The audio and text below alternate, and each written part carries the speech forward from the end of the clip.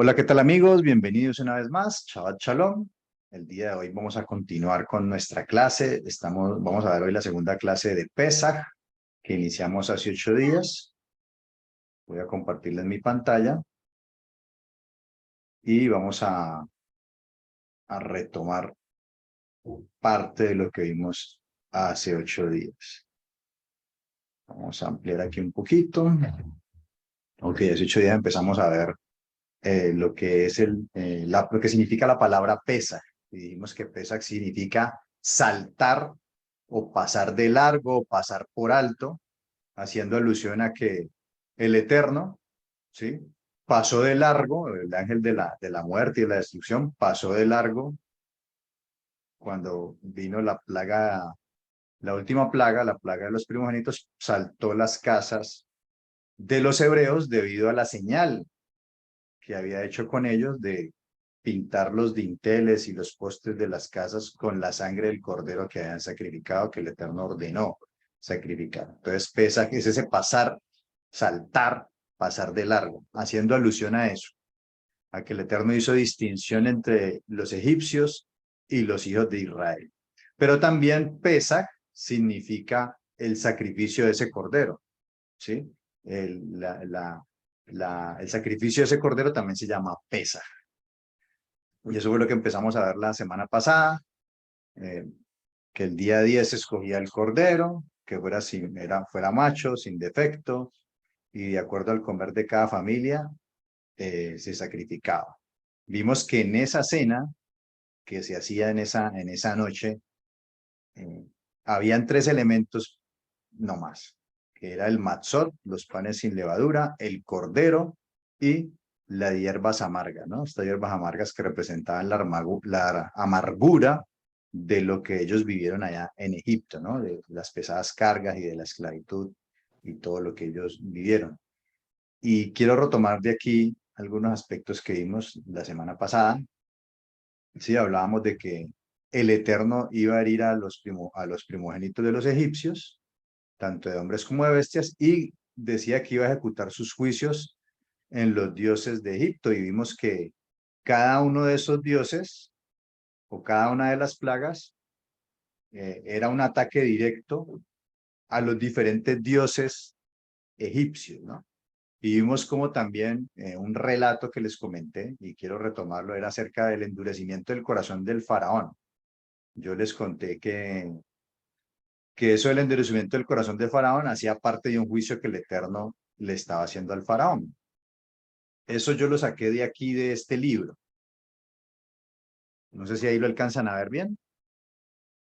Sí, espero que sí. De este libro lo saqué. Y quiero mostrárselo aquí de Wikipedia. Sí, les muestro primero el libro porque lo saqué directamente de aquí, pero aquí en Wikipedia también lo encontré y quiero leerles un poquito. Lo que dice aquí dice: el juicio de Osiris era el acontecimiento más importante y trascendental para el difunto dentro del conjunto de creencias de la mitología egipcia. El juicio de Osiris servía equivalente al juicio realizado por el dios Lama en la mitología hindú.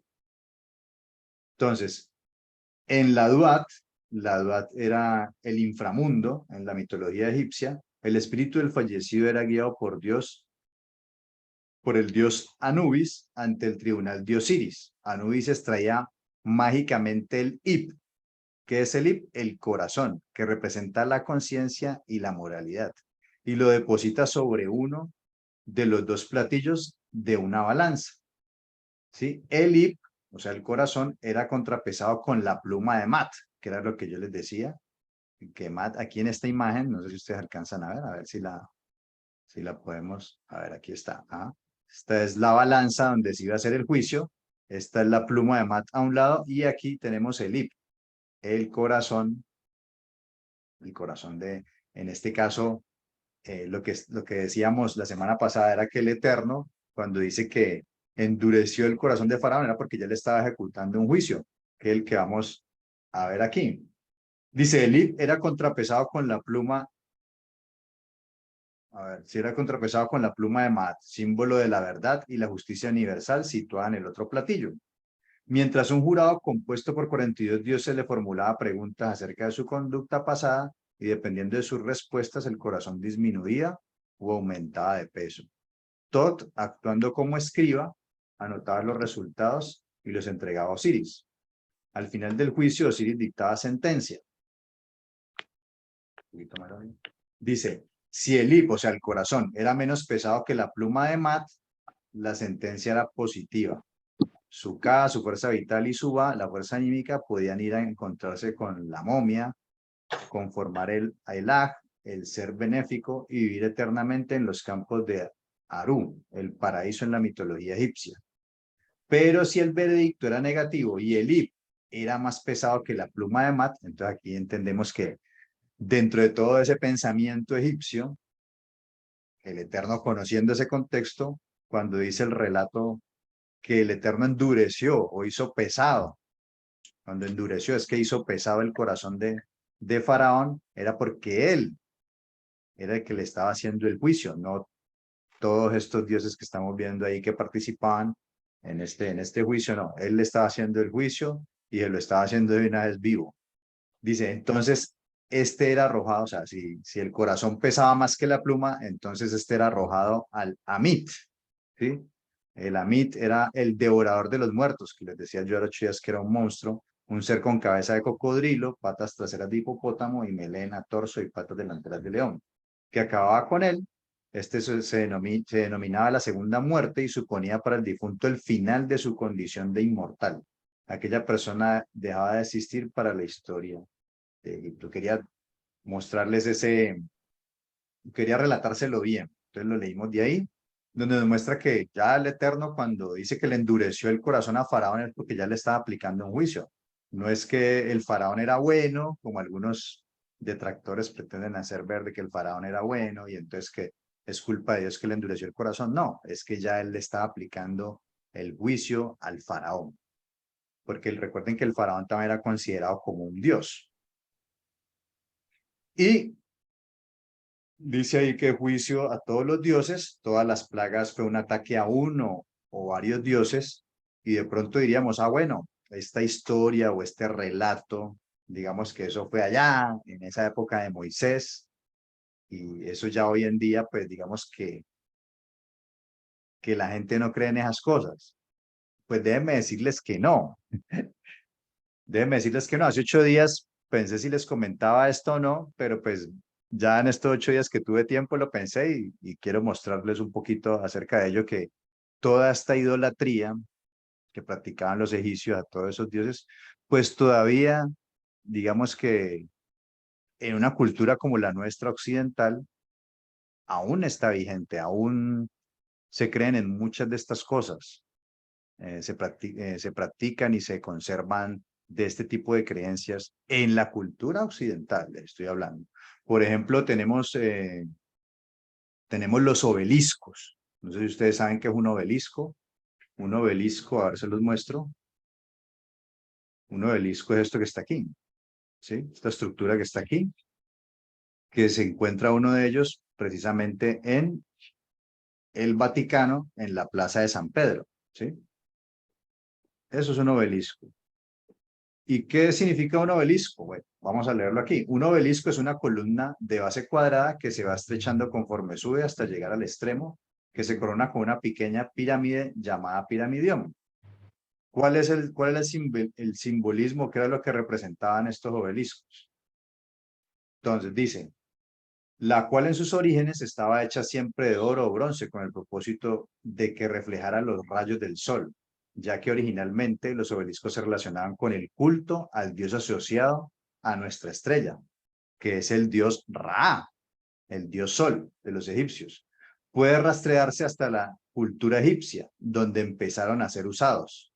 En aquel entonces, los lados del monumento se tallaban con jeroglíficos que indicaban que Faraón lo había erigido, cuál era el nombre del dios al que se dedicaba y cuál era el acontecimiento militar o político por el que se erigía. Es decir, que estos obeliscos era un monumento de adoración al dios Sol. Así se cree que los obeliscos surgen en la quinta dinastía egipcia, aproximadamente en los años 2494 antes del Mesías al 345 antes del Mesías. y que se levantaban con el propósito de rendir, mire, se levantaban con el propósito de rendir culto principalmente a Amon-Ra, ¿sí? A Baal, a Nimrod, de estos nombres los encontramos en la Biblia, y a los diferentes deidades que con el tiempo se han asociado al astro rey. Por otro lado, los obeliscos son también claramente símbolos sexuales, ya que el falo, que es el órgano reproductivo masculino, fue también reconocido, igual que el sol, como un símbolo de vida y por ende un símbolo del mismísimo Dios Sol. Hoy en día, este es el significado más extendido y compartido a la hora de analizar su simbolismo, y se entiende que allá donde existía un obelisco es sinónimo de fuerza, energía sexual y poder masculino. Ahora yo quiero mostrarles a ustedes en la palabra. Vamos aquí. Vamos a buscar aquí, creo que es Jeremías. Jeremías 43.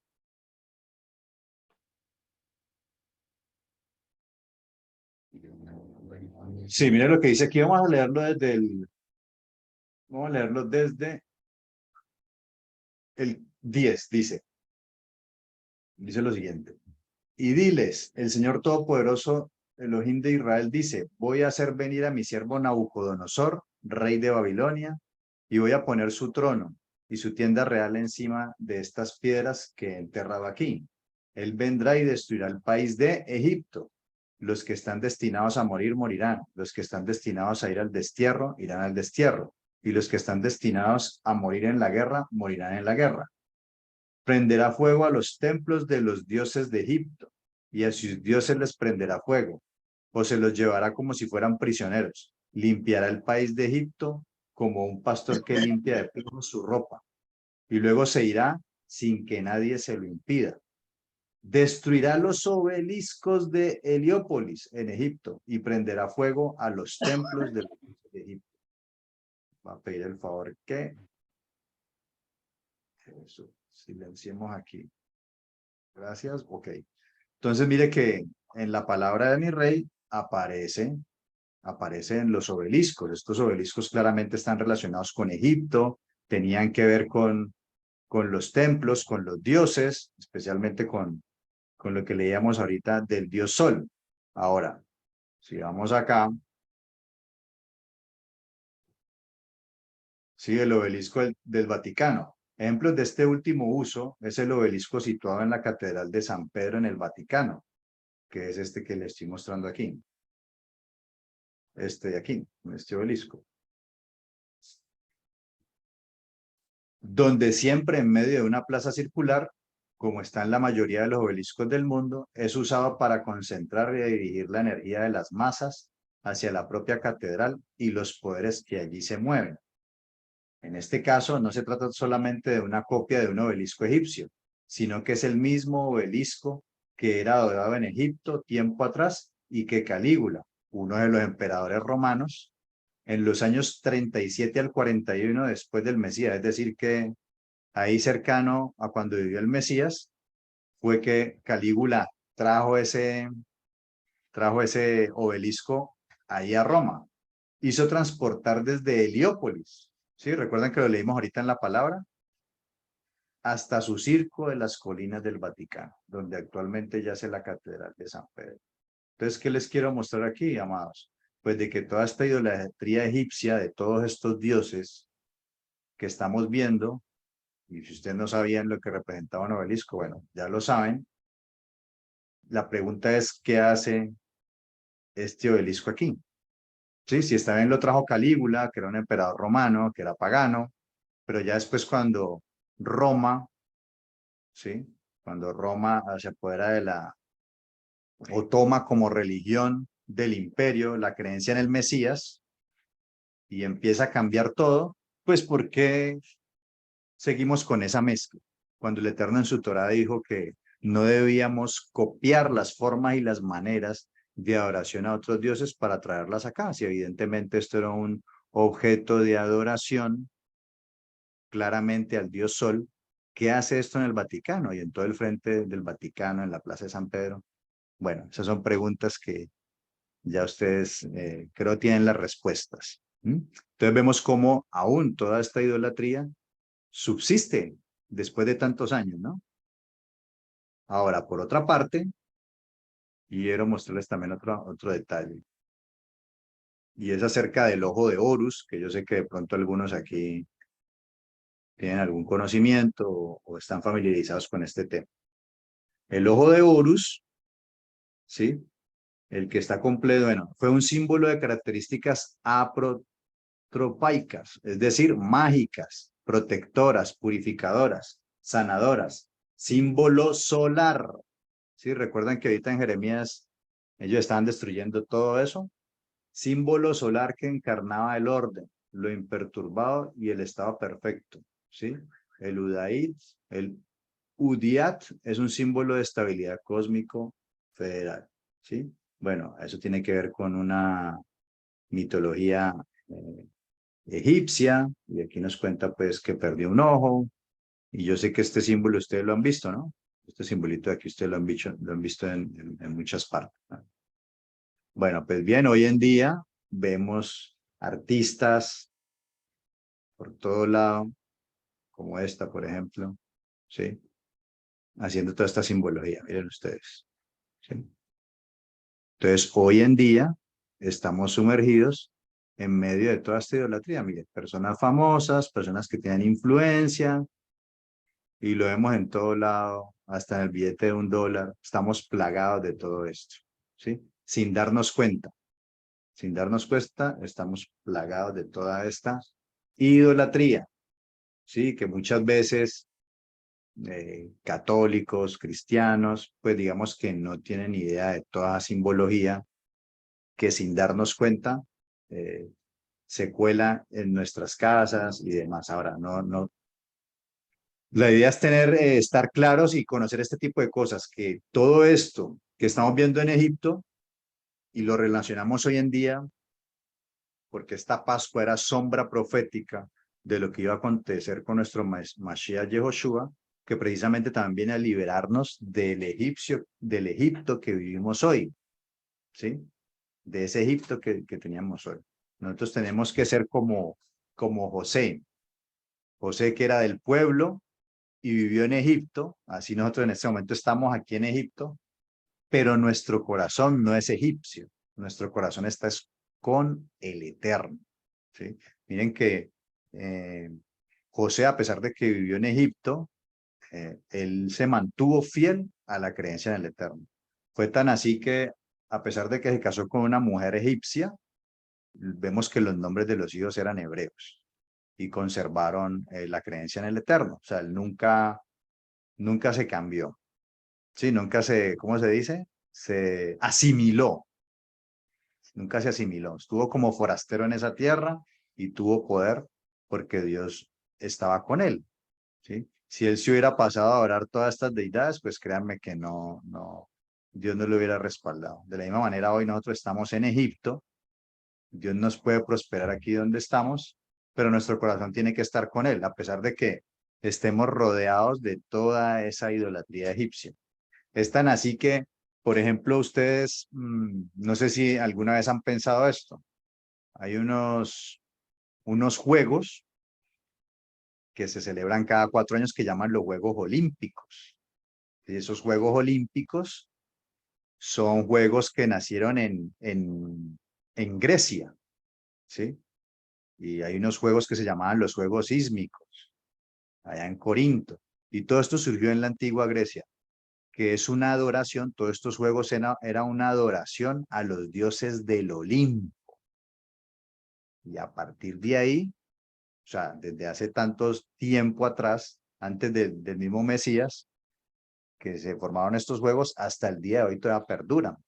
Y todo ese ritual, por lo general, todas estas ceremonias de premios Grammy, premios Oscar, ceremonias de fútbol, y esas ceremonias de los Juegos Olímpicos, todo eso está plagado de adoración a los dioses, está lleno de todas las simbologías de esos dioses de antaño.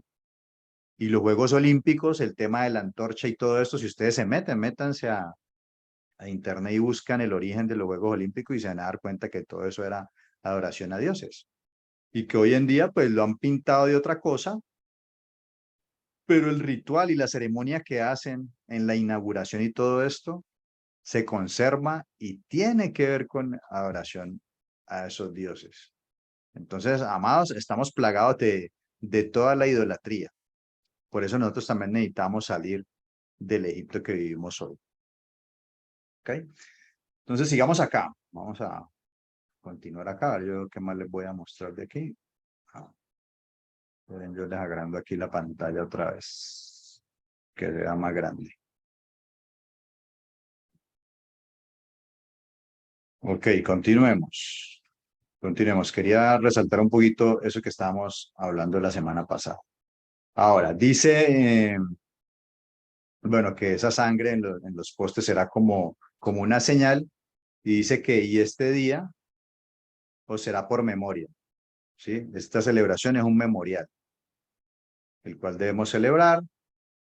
Dice que veíamos de que el primer día es una santa convocación y lo mismo el séptimo día, son santas convocaciones. Dice ninguna obra se hará en ellos, excepto solamente lo que preparéis cada cual que haya de comer. Mire que ahí no dice que será un Shabbat, ahí simplemente dice de que es una Mikra Kodesh, o sea, es un día de asamblea, de santa convocación y que no se debe trabajar, pero sí se puede hacer de comer. A diferencia de un Shabbat que no se puede cocinar, aquí sí se puede cocinar. Pero aquí en el texto no habla de que esto sea un Shabbat y eso va a ser importante para la interpretación que van a ver de los diferentes grupos más adelante con respecto a este punto, que ya más adelante lo vamos a ir viendo. Y creo que quedamos por aquí fuimos quedando. Sí, leámoslo aquí, dice que, y Moisés convocó a todos los ancianos de Israel y les dijo, sacad y tomad corderos por vuestras familias y sacrificad Pesaj. Y tomad un manojo de hisopo. Estos manojos de hisopo al parecer estaban muy relacionados con rituales de purificación ya en esos tiempos dentro del contexto. Y mojadlo en la sangre que estará en el lebrillo y untar los dinteles de los postes con la sangre que estará en el lebrillo y ninguno de vosotros salga de las puertas de su casa hasta la mañana. Se dice que algunos dicen, algunos comentaristas, que en las puertas, en los postes y en los dinteles de las casas estaba muchas veces pintado en iconografía de dioses egipcios. Entonces, como quien dice, esa sangre, pues lo que hacía era purificar, ¿no? Purificar el umbral de la entrada a la puerta de los hebreos, a diferencia de los egipcios, y por eso al estar ya purificados, pues no iba a entrar el ángel destructor, que es lo mismo que hace el Mesías con nosotros, ¿no? Su sangre nos limpia, nos purifica del pecado y de toda esa idolatría, ¿no? Y eso hace que el ángel de la muerte y la destrucción no pase por nuestras vidas. Dice porque, bueno, ahí pasará hiriendo a los egipcios y cuando vea la sangre en el dintel y en los dos postes, pasará Adonai aquella puerta, es decir, Pesaj, saltará, pasará y no dejará entrar en vuestras casas, guardaréis esto por estatuto para vosotros y para vuestros hijos para siempre. Sí, no era por una temporada, sino que era de ahí en adelante. Pero vamos a ver ahorita de manera más puntual. Y cuando os dijeren vuestros hijos, ¿qué es este Cristo vuestro? Bueno, es la víctima de la Pascua de Adonai. Estuvimos hablando aquí hace 8 días de la importancia de la transmisión de los valores a nuestros hijos. Más adelante vamos a ver de que va a ser más hincapié en esto, en el relato a los hijos. Y de ahí es donde va a surgir la tradición de la Haggadah de Pesaj, ¿sí? Basado en este versículo y en otro que vamos a ver ahorita, ¿sí? Sigamos acá. Y aquí sí arrancamos. Dice la 10ª plaga, la muerte de los primogénitos. Y aconteció que a la medianoche Adonai hirió a los primogénitos en la tierra de Egipto, desde el primogénito de Faraón, que se sentaba sobre su trono, hasta el primogénito del cautivo que estaba en la cárcel, y todo primogénito de los animales. Hace 8 días también vimos algo con respecto a ello, ¿no? De que el faraón era considerado un dios y que el primer faraón que hubo fue Osiris, hijo de Ra, y que el primogénito de él y de primogénito en primogénito iban sucediéndose al trono y que ellos eran algo así como inmortales, ¿no? Como algo así como si el espíritu de Osiris residiera en ellos Y cuando muere el primogénito, pues es un ataque precisamente a esa inmortalidad de estos supuestos dioses, ¿no? Dice, hasta el momento de los animales, y se levantó aquella noche Faraón, él y todos sus siervos y todos los egipcios, y un gran clamor en Egipto, porque no había casa donde no hubiese un muerto. En todas las casas había un muerto, y les conté pues el tema de la prostitución, de hombres solteros, de mujeres solteras, y que una mujer pueda tener hijos de diferentes hombres, lo cual sería como un primogénito de estos hombres, de cada uno de estos hombres, y puedan morir varios en una casa, porque eran varios primogénitos. Y lo mismo al contrario, ¿no? Primogénitos de mujeres. Tomad también vuestras ovejas y vuestras vacas, como habéis dicho, e idos y bendecidme también a mí. ¿Sí? El faraón, obviamente, ya aquí en este punto estaba asustado por la muerte de los primogénitos y váyanse prácticamente. Tomen las ovejas, la vaca y váyanse antes de que me maten a mí también. Ahora, dice en el versículo 33 de Éxodo 12, y los egipcios apremiaban al pueblo, dándose prisa a echarlos de la tierra. ¿Sí? Hemos leído que ellos comieron la Pesaj, bueno, el Pesaj apresuradamente, no era porque ellos tuvieran afán, era porque los egipcios eran los que tenían prisa de echarlos. ¿Por qué? Porque estaban sufriendo todas las plagas y ellos eran los que estaban afanados en echarlos y en sacarlos de la tierra para que no siguiera habiendo tanta plaga y tanta mortandad. Porque decían, todos somos muertos, ¿sí? Ellos eran los que estaban apresurados. Por el contrario, Israel salió, fue por la puerta grande, salió, y lo vamos a ver, dice, y llevó el pueblo su masa antes de que se leudase, sus masas envueltas en sus sábanas sobre sus hombros. Y obviamente a partir de aquí es donde también se conmemora el tema de los panes sin levadura, porque les tocó salir a prisa con la masa sin leudar, y por eso el tema también de la celebración de los panes sin levadura, porque recuerden, como lo leímos ahorita, todo era un memorial. E hicieron los hijos de Israel conforme al mandamiento de Moshe, de Moisés, pidiendo de los egipcios alhajas de plata y de oro y vestidos. Y Adonai dio gracia al pueblo delante de los egipcios y les dieron cuanto pedían. Así despojaron a los egipcios. Despojaron a los egipcios de todo lo material. Partieron los hijos de Israel de Ramsés a Sucot, como 600,000 hombres de a pie, sin contar los niños. También subió con ellos grande multitud de toda clase de gentes y ovejas y muchísimo ganado. Aquí lo que se habla es que estos 600,000 hombres de a pie, sin contar los niños y las mujeres, es decir, que pues, digamos que cada uno de estos hombres que se contó ahí, si tuvieran una esposa y un hijo y hicieran 600,000, si eran 600,000, entonces multiplique eso por 3, 6 por 3, 18, 1.800,000 personas. Y contando de pronto hombres mayores de 60 años, bueno, lo que se dice en algunos comentarios es que podían ser alrededor de 3 millones de personas del pueblo de Israel. Pero en el versículo 38 dice que también subió con ellos grande multitud de toda clase de gentes, gentiles, egipcios, egipcios sabios. ¿Sabios por qué? Porque al ver todas estas plagas y todo lo que el verdadero Dios, o sea, lo que el Eterno mostró fue que Él es el verdadero Elohim, que todos los dioses que había en Egipto eran falsos. Entonces estas personas, con entendimiento, decidieron ir y seguir al Dios verdadero. ¿Ya? Y ahí salen todos estos gentiles. Por eso ya en la celebración de Shavuot más adelante, y también remontándonos a las clases anteriores, cuando vimos el tema de identidad, nos acordábamos que el Eterno le entrega la Torá y ahí estaban quienes, estaba el pueblo de Israel de las 12 tribus y estaban una multitud de gentiles también, o sea, había gentiles y el pueblo de Israel. Y dicen algunos comentaristas que esta grande multitud, porque mire que dice que es una grande multitud, dice que sumaban alrededor de 1 millón de personas. Obviamente, pues pueden ser cifras exageradas ambas, ¿sí? Que en la antigüedad, en los textos, se escriben cifras, pero digamos que era muy común en aquel tiempo, cuando se escribió la Torah y todo, exagerar las cifras, no porque fueran mentirosos, sino que era la forma en que se escribía, se describían las cosas, ¿no? Dice, toda clase de gente, ovejas y muchísimo ganado, y cocieron tortas sin levadura de la masa que habían sacado de Egipto, pues no había leudado, porque al echarlos fuera los egipcios, no habían tenido tiempo ni para prepararse la comida.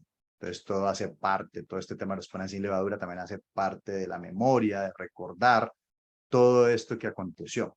El tiempo que los hijos de Israel habitaron en Egipto fue 430 años. Y pasados los 430 años, en el mismo día, todas las huestes de Adonai salieron de la tierra de Egipto. Estos 400 años debemos entenderlos, no que ellos estuvieron como esclavos 430 años, ni que vivieron en Egipto 430 años, ¿sí? Porque cuando vamos también a la arqueología nos damos cuenta que eso fue imposible. Estos 430 años se cuentan a partir de cuando el Eterno le da la profecía a Abraham de que iban a ser, de que iban a estar como extranjeros en tierra ajena y demás. A partir de ahí es que se cuentan esos 430 años y contando los otros lugares que estuvieron. ¿Ah? Porque ellos en Egipto estuvieron alrededor de unos 210 años, ¿sí? Alrededor de unos 200 años y mucho de ese tiempo pues lo estuvieron como esclavos. Dice, es noche de guardar para Adonai por haberlos sacado en ella de la tierra de Egipto. Esta noche deben guardarla para Adonai todos los hijos de Israel en sus generaciones. Es decir, siempre. Institución de Pesach. Dice lo siguiente, en el versículo 43, y Adonai dijo a Moshe y a Aarón, esta es la ordenanza de la Pascua o de Pesach. Ningún extraño, ¿sí? Aquí la expresión que dice extraño es dice Ben Nejar, que tiene que ver con un pagano, una persona pues extraña, o sea, refiriéndose como a hijos de extraños. Ningún hijo de extraño, de pagano, comerá de ella. Mas todo siervo humano comprado por dinero comerá de ella, después que lo hubieses circuncidado. El extranjero y el jornalero no comerán de ella. Se comerá en casa y no llevarás de aquella carne fuera de ella, ni quebraréis hueso suyo. Entonces vemos aquí que el extranjero y el jornalero, o sea, gente que trabajaba ahí dentro del pueblo, no iban a comer de ello. La palabra que aparece aquí en extranjero es toshav, ¿no? Digamos que hoy en día en el judaísmo se maneja como una diferenciación entre toshav y ger. La palabra ger que ya vamos a ver aquí, que ger es converso o es un prosélito que está convirtiendo el judaísmo, y que toshav pues es alguien de las naciones que reside ahí pero que no guarda algunos mandamientos pero no ha aceptado la Torah como tal. Esa es la interpretación que hacen ellos el día de hoy, pero cuando nos vamos a los significados de lo que significan estas palabras y dentro de esos contextos, pues la verdad, queda uno como que, bueno, eso parece que no es tan así porque habla cuando dice la expresión de que fueron extranjeros en tierra de Egipto. Recuerden que ustedes fueron extranjeros en tierra de Egipto, pues se utiliza la palabra ger que ellos utilizan como prosélito, que de todas formas ahorita vamos a ver que sí guarda algo de relación, ¿no? Puede guardar algo de relación, pero la palabra ger significa extranjero, no significa prosélito. Sí, estuve buscando en varios diccionarios y bueno, no encontré como un prosélito. Digamos que ha habido como una resignificación, pero que tiene algunos fundamentos, ¿no? No vamos a desconocer eso. El caso es que el extranjero y el jornalero no pueden comer de ella. Se comerá en una casa y no llevarás de aquella carne fuera de ella, o sea, no se podía llevar de la carne del sacrificio del Pesaj fuera de la casa donde se iba a comer, ni se podía quebrar hueso suyo, ¿sí? Recuerden que el Mesías, que representaba ese sacrificio pascual de Pesaj, no se le quebró ningún hueso tampoco. Toda la congregación de Israel lo hará. Mas si algún extranjero, y aquí aparece la palabra ger, mas si algún extranjero morare contigo y quisiere celebrar Pesaj para Adonai, pues mire que aquí esta es otra expresión que también se traduce como extranjero, o sea, tenemos aquí Ben Nejar, extraño, eso también se puede traducir como extranjero, tenemos acá el Toshab, el extranjero, y acá aparece la palabra ger como extranjero. Mas si algún extranjero, un gerim, morare contigo y quisiere celebrar Pesaj Adonai, entonces creo yo que a partir de aquí, por eso es que ellos toman el ger o el gerim en plural, como un prosélito, porque era un extranjero que quería hacer parte de estos espacios sagrados y de estas santas convocaciones y quería celebrar Pesaj, o sea, el solo hecho de ya querer celebrar Pesaj, pues algo nos dice, ¿no? Entonces dicen, mas si algún extranjero morare contigo y quisiere celebrar Pesaj Adonai, séale circuncidado todo varón, y entonces la celebrará, y será como uno de vuestra nación, pero ningún incircunciso comerá de ella. La misma Torá, aquí la palabra que aparece ley, la misma Torá será para el natural y para el extranjero que habitar entre vosotros. Entonces aquí hay algo interesante y es que, pues, vieron que también salió una multitud de Egipto, ¿no? Entonces, claro, a partir de toda esta multitud que, digámoslo así, se convirtió, porque al ver todas estas señales y prodigios, pues dejaron de creer en estos dioses y empezaron a creer ¿en quién? En el Elohim de Israel. Es decir, hubo algo así como podríamos llamarlo una conversión, ¿no? Una conversión, lo que llamaríamos hoy en día como hubo ahí una circuncisión del corazón inicial, porque por eso salieron con el pueblo. Pero ya el Eterno les va a decir, bueno, ok, ustedes creen en mí, salieron conmigo, pero si quieren celebrar Pesaj, ustedes deben ¿qué? Circuncidarse. ¿Circuncidarse qué? Físicamente. Deben circuncidarse. Miren que leímos ahorita que salió una multitud de extranjeros, pero aquí, dentro de las regulaciones que va a establecer el Padre, ok, salieron una multitud de gentiles con ustedes, salieron con ustedes porque creen en mí, pero si ellos quieren celebrar Pesaj, deben circuncidarse, ¿sí? El prepucio, o sea, algo físico, no algo espiritual. Se supone que si este extranjero quiere celebrar Pesaj es porque, a ver, vamos, ya está siguiendo al Eterno y ya quiere ser partícipe de todas estas santas convocaciones. Entonces, una de las regulaciones, uno de los hukim que coloca él es precisamente hacerse la circuncisión, ¿sí? Que ahorita más adelante en las enseñanzas, cuando lleguemos al Mashiach, vamos a analizar un poquito más este tema, ¿no? Ya creyendo en el Mashiach, ¿qué acontece? Pero aquí digamos que inicialmente es algo legal. De hecho, dice que cuando se circuncida va a ser como uno de la nación y entonces ahí sí puede comer del pez. Así lo hicieron todos los hijos de Israel, como mandó Adonai a Moisés y Aarón, así lo hicieron. Y en aquel mismo día sacó a Adonai a los hijos de Israel de la tierra de Egipto por sus ejércitos. Ahora, ¿por qué les digo esto de la circuncisión del corazón y la circuncisión física? Porque, bueno, en algún momento veremos el tema de la circuncisión, pero digamos que dentro de la tradición cristiana se ha enseñado de que en la antigüedad, o sea, que como lo dicen en el Antiguo Testamento, era la circuncisión física, que ahorita en el Mesías es la circuncisión espiritual. Pero resulta que la Torah habla de las dos circuncisiones. Habla de la circuncisión del corazón y habla de la circuncisión física también, ¿sí? Habla de esas dos circuncisiones. Claramente, Abraham, antes de ser circuncidado, porque recuerden que Abraham es el padre de la emuná, y Abraham primero tuvo una circuncisión del corazón. Esa circuncisión del corazón, si nosotros leemos la palabra de nuestro rey, habla de diferentes tipos de circuncisión del corazón, circuncisión del prepucio, del miembro varonil, circuncisión de oídos, habla de circuncisión de los frutos de la tierra, y esa palabra circuncisión, ¿sí? O la circuncisión y el prepucio, está relacionado con la palabra orlá, ¿sí? Que es aquello que obstruye, que obstaculiza, ¿sí? Que no me deja avanzar. Y por eso cuando habla de circuncisión del corazón o circuncisión de oídos, que algún momento estudiaremos eso, tiene que ver con quitar eso que obstruye, que no deja oír la voz del Padre y seguirlo, ¿sí? Entonces, Abraham primero tuvo esa circuncisión del corazón.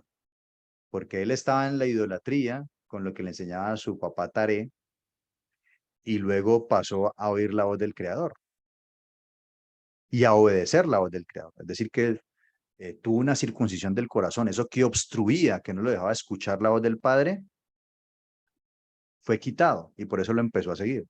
Fue circuncidado en su corazón y luego el Eterno lo manda a que se circuncide físicamente.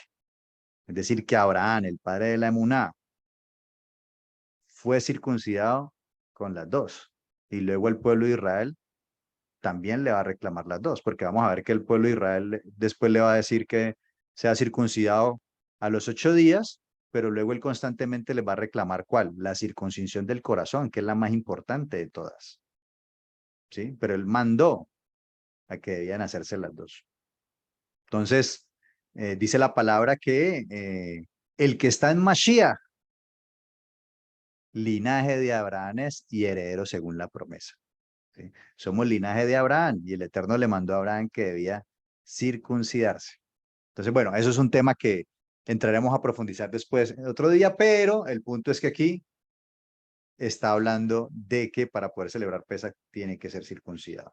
Y eso lo tocaremos también más adelante. Haciendo como una especie de, sacando aquí los mandamientos en la institución de Pesach, tenemos de que se debía establecer primero, pues, el mes de Aviv, es decir, mirar el Rosh Hodesh, mirar la luna, eso lo vimos cuando vimos lo del calendario, mirar la luna para establecer el comienzo del mes de Aviv, que a partir de estos sucesos se iba a establecer un nuevo calendario, ¿sí? Ya ellos tenían un calendario y por eso el Eterno les dice, este mes será el principio de los meses del año, ¿sí? ¿Por qué? Porque a partir de ahí, con lo que leímos la clase pasada, deja ir a mi pueblo a que me sirva, a que me adore, a que me celebre en fiesta. Se iba a establecer el calendario de adoración y iba a ser muy importante, iba a ser cabeza de los meses. ¿Por qué? Porque ahí fue cuando Adonai los va a liberar.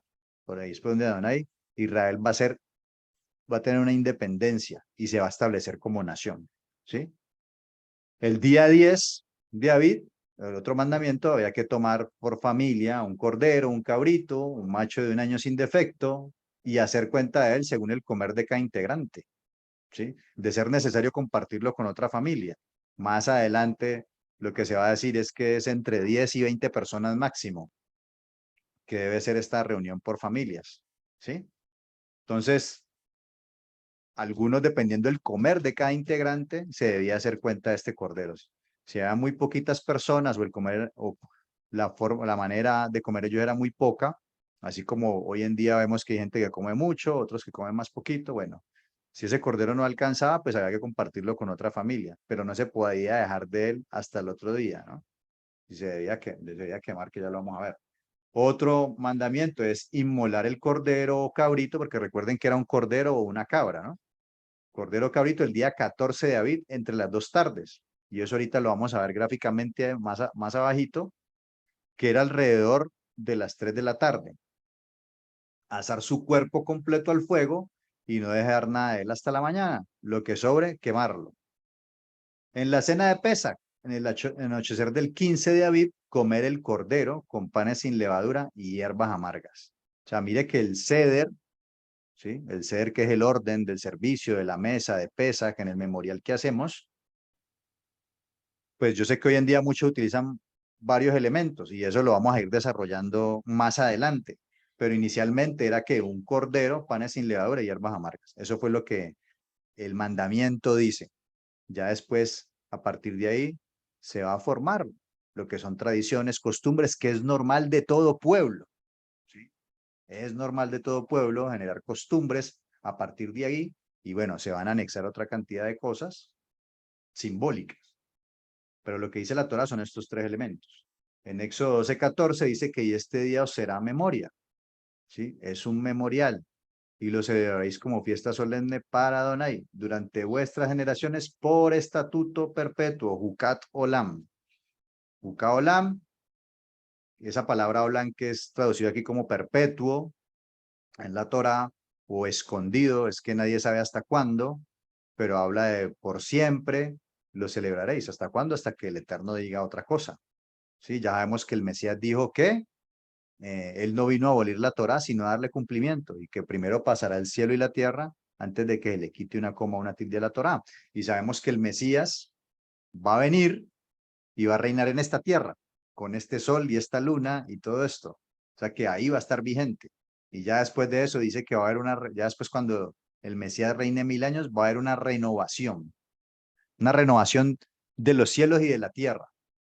Y entonces ahí de pronto podríamos hablar que puede haber un cambio, ¿no? Pero hasta ese momento, no. ¿Ah?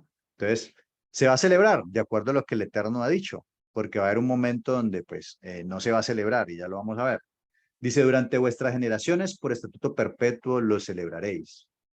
Comer pan sin levadura durante 7 días, en esa temporada se debe comer pan sin levadura, es un mandamiento del Eterno. Sacar todo producto leudado de las casas, seor y hametz, como lo hablamos la clase pasada, durante el tiempo de las fiestas de los matzot o de los panes sin levadura, 7 días. O sea que, porque no se pueden comer productos leudados, hay que sacarlos de la casa, hay que sacar de la casa esto y todo lo leudado o fermentado, y hay que comer pan sin levadura. El primer día, que es el 15 de la fiesta de los panes sin levadura, y el séptimo, que es el 21 de la fiesta de los panes sin levadura, es santa convocación, una micracodes, una asamblea. No se puede trabajar, pero sí cocinar. Es decir, que cuando celebramos estas fiestas, nosotros tenemos que estar pendiente de el calendario, cuándo son estas fechas, en el calendario del creador, no en el gregoriano. Bueno, en el calendario del creador y luego saber en el calendario gregoriano cuándo caen y mirar cuándo son los días festivos y precisamente guardarlos. ¿Por qué? Porque el Eterno lo ha dicho. Ahora, esto no es una imposición. Si usted tiene obviamente estamos en Egipto y no se guarda la Torah acá se guarda otra cosa y obviamente en los trabajos nos van a obligar a trabajar. ¿Ya? Entonces, mientras dependa de nosotros, si por ejemplo usted es independiente, si usted es una persona independiente, no tiene jefe, si usted tiene su empresa, pues ¿cuál es el deber ser? El deber ser es que mires el calendario, así como en el calendario que nosotros vivimos, gregoriano, hay unos días festivos, y si tú te pones a mirar los festivos que hay, ¿por qué son? Te vas a dar cuenta que muchas veces tienen que ver con santos, sí, que no tienen nada que ver, que tiene que ver con santos o con otras fiestas que no tienen nada que ver con la Torá y demás. Y la gente descansa. Bueno, son más importantes los festivos que el eterno día.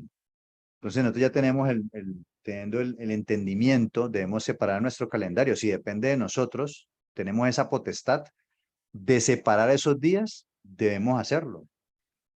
Y si es preferible trabajar en los días festivos que el mundo nos dice que son festivos, pues trabajar esos días para poder tener libres los días que Dios dijo que son festivos. Eso es lo que tenemos que nosotros guardar, ¿ya? Digamos que eso sí debemos de verlos como un mandato, es un mandato del Eterno. Ahora, si usted trabaja en una empresa y no se puede, ok, no le va a decir deje el trabajo tirado y váyase a guardar esto, no. No, pero dice el apóstol Pablo que debemos procurar, si eres esclavo, procura ser libre, ¿no? Entonces, si depende, si se puede gestionar, si trabajas en una empresa y se puede gestionar con tu jefe, el guardar estos días, tú trabajando un tiempo adicional los otros días o yendo otro día a trabajar, si puedes hacer eso y está en tu corazón el deseo de guardar los mandamientos y está en tu corazón, pues trata de hacerlo, que de pronto, así como el Eterno colocó gracia a los egipcios, colocó gracia a los hebreos para que los egipcios les entregaran todo, mire que les dieron alhajas y de todo, oro, de pronto el Eterno coloca gracia ante los ojos de tu jefe y te da el permiso. Lo importante es tener en el corazón el guardar los mandamientos del Creador y tratar de hacerlo. Ya si no se puede, ok, no hay ningún problema, ¿sí? No hay ningún problema. Pero la idea es procurar llegar a eso, a guardar los mandamientos, ¿no? Ese debe ser nuestro sentir. Eso es lo que debe estar en nuestro corazón. Dice, y repito, ¿no? Aquí no habla de día, aquí no habla de que sea no se menciona en la Torah que eso sea un Shabbat, pero sí habla de que no se puede trabajar, o sea, que es un día festivo. Ahora, otro mandamiento, relatar a nuestros hijos en la cena de Pesach la historia de la esclavitud en Egipto y nuestra redención. Es un mandamiento hacer eso. Y por eso se formó la Haggadah después, comer Pesaj en casa, no sacar fuera de ella de la carne ni quebrar hueso suyo. Ningún extranjero o extraño puede comer de Pesaj. El extranjero que quiera comer de Pesaj debe circuncidarse y ser como un nativo de la nación. Ambos tendrán la misma Torá. Tanto el extranjero como el nativo deben guardar la misma Torá. Sí, si quiere celebrar Pesaj debe circuncidarse. Estos mandamientos que recopilé aquí, pues tiene que ver con lo que hoy en día se supone que deberíamos de guardar. No coloqué lo de coger la sangre, o sea, no coloqué lo del lebrillo y todo esto porque ya no aplica. Pero cuando estaba el templo de Jerusalén, pues sí se debía ir al templo y sacrificar el cordero, pero no debían untar los dinteles en las casas porque pues ya era un memorial, era algo que ya había pasado, ¿no? Hoy en día pues ya ni siquiera se sacrifica el cordero porque templo no hay. Y para nosotros el cordero ya fue inmolado, ¿no? Lo dijo el apóstol Pablo. Dice que porque Mashiach, nuestra Pascua, ya fue sacrificado, nuestro cordero de Pesaj ya fue sacrificado. Ok, sigamos acá. Ahora, la consagración de los primogénitos, ¿sí? Cuando venimos leyendo la Torá, Éxodo 12, todo el relato que estuvimos estudiando desde la clase anterior, y llegamos al capítulo 13, y en ese capítulo 13 quiero resaltar lo que está en rojo, ¿sí? En el 13:1, en ese mismo contexto de la salida de Egipto y de la celebración de Pesach, el Eterno también les va a decir esto, mire lo que dice. Hablaba una de Moshe diciendo, conságrame todo primogénito. Cualquiera que abre matriz entre los hijos de Israel, así de hombres como animales, mío es. ¿Sí? Tened memoria de este día en el cual habéis salido de Egipto, no comeréis leudado, harás esta celebración en este mes, o sea, en el mes de Abib, 7 días comeréis pan sin leudar y el séptimo día será fiesta para Adonai, y lo contarás en aquel día a tu hijo, diciendo, se hace esto con motivo de lo que Adonai hizo conmigo cuando te sacó de Egipto, ¿sí? Entonces mire que todo lo que se hace en Pesach tiene que ver también con algo pedagógico para instruir a nuestros hijos. Y mire la importancia de los hijos. Decíamos la clase pasada que el Eterno dijo, cuando les dice el famoso Shema, oye Israel, el Señor nuestro Elohim, el Señor uno es, y amarás al Señor tu Elohim con todo tu corazón, alma, mente y fuerzas, y estas palabras que yo te mando hoy, se las dirás a tus hijos y a los hijos de tus hijos. O sea, el Eterno recalca mucho enseñarle a los hijos, dice que al acostarse, al levantarse, al entrar, al salir, o sea, constante instrucción a los hijos, y mucho más en estas santas convocaciones. Entonces vimos que en Pesach se hace énfasis en esto. Contarás a tu hijo diciendo, se hace esto con motivo de lo que hizo Adonai conmigo cuando me sacó de Egipto. ¿Sí? Mire lo que dice aquí en el 10. Por tanto, tú guardarás este rito en su tiempo de año en año. ¿Sí? Este rito, esta costumbre, va a ser una costumbre. Y lo que dice aquí en el 12, dedicarás a Adonai todo aquel que abriere matriz, y asimismo todo primer nacido de tus animales. Los machos serán de Adonai, mas todo primogénito de asno redimirás con un cordero, y si no lo redimieres, quebrarás su cerviz.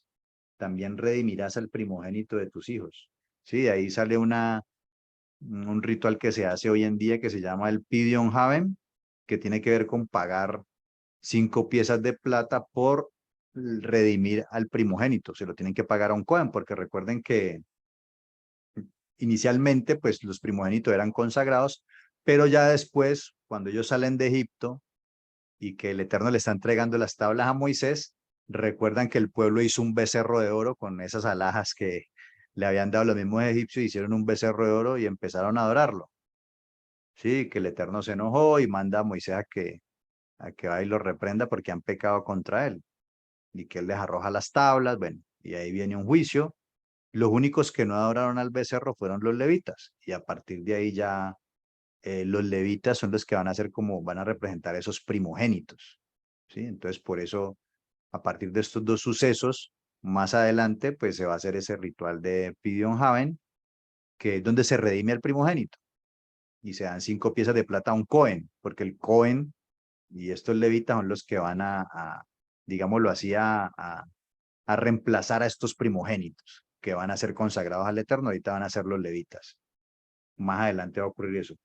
Y el único animal, digámoslo, el único animal impuro, porque recuerden que el asno es un animal impuro que podía ser redimido, era el burro. Y lo que dicen los comentaristas y los sabios es que esto se debe a que el burro fue un animal que les ayudó a ellos a salir de Egipto, porque era un animal de carga. Y en estos animales fueron utilizados para pues ellos viajar y llevar sus pertenencias, utilizaban el burro. Entonces, con motivo de que esos burritos ayudaron al pueblo, participaron activamente, entonces el Eterno por eso concibe de que sean redimidos y eran cambiados por un cordero en vez de sacrificar al asno, sacrificaran al cordero. Dice, dice que más todo primogénito de asno redimirás con un cordero, y si no lo redimieres, quebrará su cerviz. O sea, si no tendrían que matarlo, pero ese asno pues les iba a servir mucho, ¿no? Para trabajar. También redimirás al primogénito de tus hijos, y cuando mañana te pregunte tu hijo diciendo, ¿qué es esto? Sí, mire que los hijos, en medio de todas estas cosas que están sucediendo, de esta celebración, eh, tienen una participación activa. ¿Sí? Se supone que si un niño pregunta qué es esto, es porque es un niño pequeño. No es un niño grande, porque si es un niño grande, pues ya ha sido instruido. Es de niños pequeños. ¿Qué es esto? Le dirás. Adonai nos sacó con mano fuerte de Egipto, de casa de servidumbre. Y endureciéndose Faraón para no dejarnos ir, Adonai hizo morir en la tierra de Egipto a todo primogénito. Es decir, que eso también tiene que ver, esa consagración de los primogénitos también tiene que ver o está relacionado precisamente con esa mortandad. Sí, porque él no mató los primogénitos del pueblo hebreo de Israel, sino que mató fue los primogénitos egipcios y de todo el ganado de los egipcios. De los hebreos no. Entonces esta consagración también está relacionado con ese suceso. Con mano fuerte, que hace servidumbre, porque Adonai hizo morir en la tierra de Egipto a todo primogénito, desde el primogénito humano hasta el primogénito de la bestia. Y por esta causa yo sacrifico para Adonai todo primogénito macho y redimo el primogénito de mis hijos. Es decir, que todo esto es como un recordatorio, un memorial, todo esto que se hace de lo que Elohim hizo. Y los hijos participan activamente en todos estos rituales que se hacen. ¿Sí? No se hacen a un lado, sino que participan activamente. Ahora vamos a hablar del segundo Pesaj, ¿sí? Porque si ustedes recuerdan, cuando leímos en Éxodo, el Eterno dice que cuando lleguen a la tierra prometida celebrarán este rito y que cuando lleguen a la tierra, es decir, que en el desierto al parecer no iban a celebrarlo, ¿no? Porque iban a estar ahí como nómadas, andando en el desierto. Entonces, hay un segundo Pesaj que está registrado en la escritura, que es llamado Pesaj Sheini o segundo Pesaj. Dice en Números 9:1, habló Adonai a Moisés en el desierto de Sinaí, en el segundo año de la salida de la tierra de Egipto, mire, en el segundo año, en el mes primero, diciendo, los hijos de Israel celebrarán Pesaj a su tiempo. Es decir, ellos ocurrió esto de lo de la salida de Egipto, ahí hicieron un Pesaj, y en el segundo año, después de esa salida, el Eterno les va a decir que deben celebrar otra vez Pesaj. Los hijos de Israel celebrarán Pesaj en su tiempo, el 14º día de este mes, entre las 2 tardes, la celebraréis a su tiempo, conforme a todos los ritos y conforme a todas sus leyes lo celebraréis. O sea, todas las leyes que leímos allá, todo eso mismo tienen que aplicarlo para celebrar Pesaj. Y habló Moshe a los hijos de Israel para que celebrasen Pesaj. Celebraron el Pesaj en el mes primero, a los 14 días del mes, entre las 2 tardes, en el desierto de Sinaí, conforme a todas las cosas que mandó Adonai a Moshe. Así hicieron los hijos de Israel. Pero, aquí queremos resaltar, pero hubo algunos que estaban impuros a causa de muerto y no pudieron celebrar la Pascua en aquel día. Recuerden que ya aquí en este contexto está el Mishkan, ¿sí? Y recuerden que cuando vimos el tema de los alimentos, estuvimos tocando algunos aspectos acerca de lo que son las impurezas, ¿sí? Tocar un muerto, la nidad en la mujer, que tiene que ver con el periodo, y todo el, emitir flujo seminal o de sangre en la mujer, o sea, estuvimos hablando de todas las impurezas.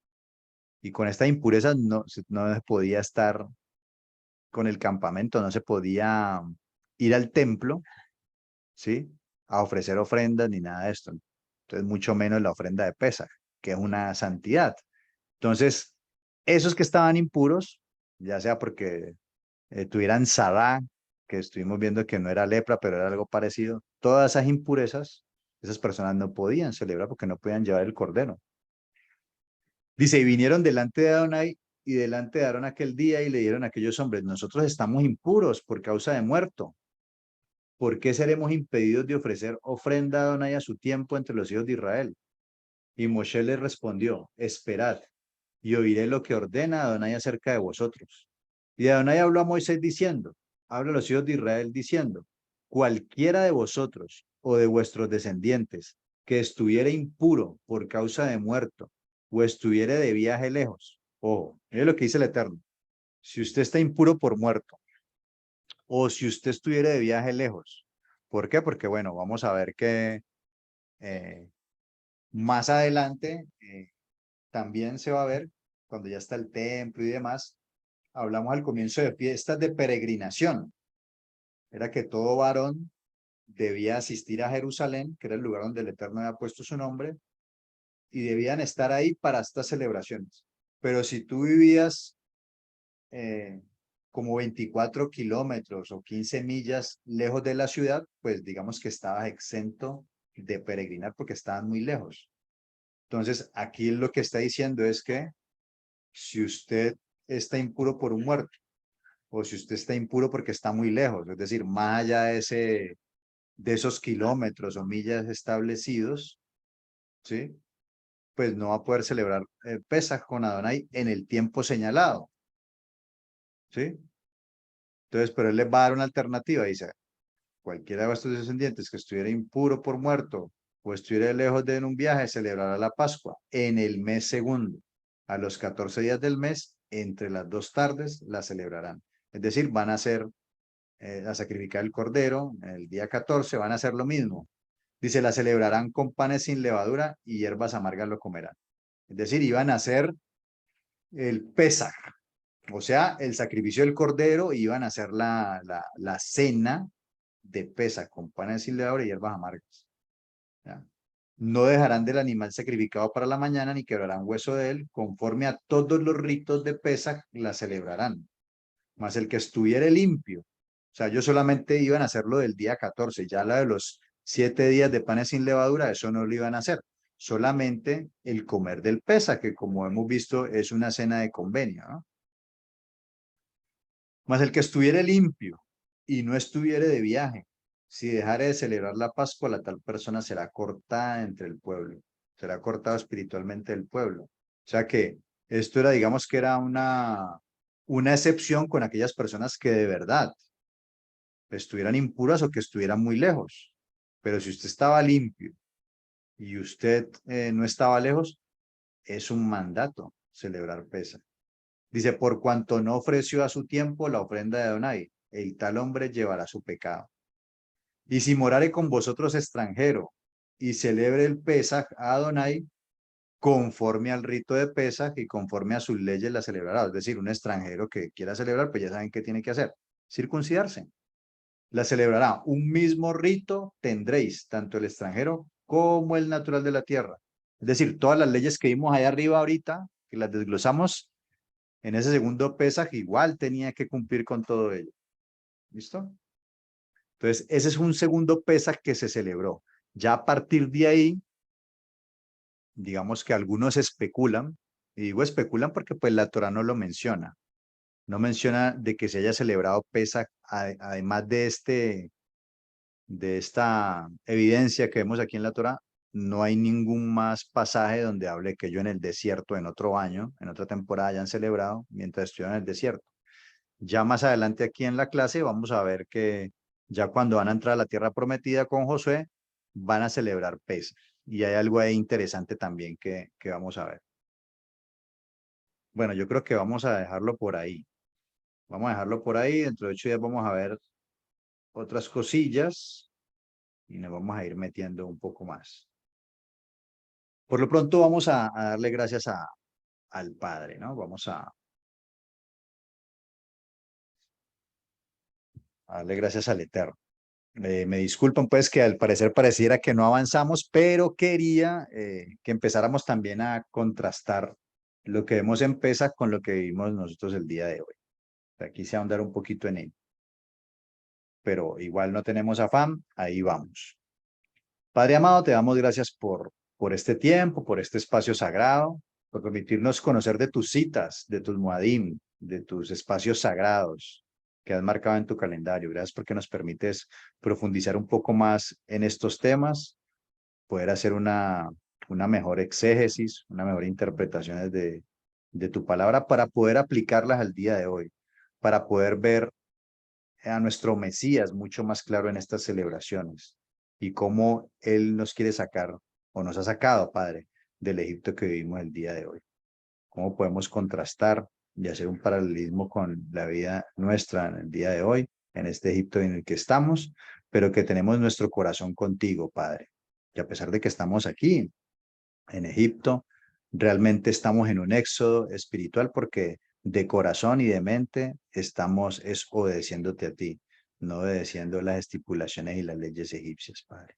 Gracias por permitirnos conocer y entender un poco más de tu palabra, de lo que tú nos quieres enseñar a través de ella, para así tomar nosotros manos en la obra, manos en los asuntos, eh, tomar decisiones de seguirte de verdad, no solamente en palabras, sino de verdad tomar acciones, de hacer, ¿sí? De obedecer, porque no son, dice el apóstol Pablo, que no son los oidores los justos, sino los hacedores de tu palabra, los justos, ¿sí? Somos justificados porque por medio de Mashiach, pero el Eterno quiere que nosotros sigamos siendo o en ese proceso de santificación, en ese proceso de limpieza, y es que dejamos de hacer las cosas que antes hacíamos, que eran muchas veces relacionadas con la idolatría, y empezamos a hacer las cosas que tú nos has mandado en tu palabra,